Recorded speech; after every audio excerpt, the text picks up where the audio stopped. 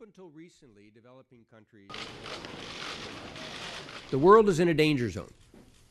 In 2008, many people said they did not see the turbulence coming. Leaders have no such excuse now, and dangerous times will call for courageous people. Some developed country officials sound like their woes are just their business. Not so. I still think that a double-dip recession for the world's major economies is unlikely, but my confidence in that belief is being eroded daily by the steady drip of difficult economic news. A crisis made in the developed world could become a crisis for developing countries. Europe, Japan, and the United States must act to address their big economic problems before they become bigger problems for the rest of the world. Not to do so is irresponsible.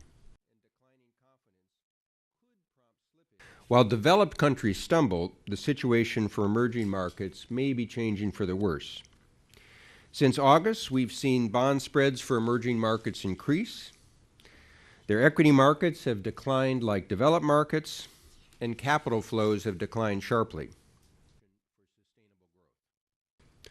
A fall in developing countries' domestic demand would mean we'd lose their economic engines as drivers of global recovery. Now, developing countries are not as well placed as they were in 2007-2008 to withstand another shock. Their budgets are not so robust that they can simply spend their way out of trouble. And some are walking a monetary policy tightrope, balancing price pressures and these new dangers. Add in volatile and high food prices, a particular burden on the poor in developing countries, and a threat of rising protectionism, and you can see that developing countries face increasing headwinds.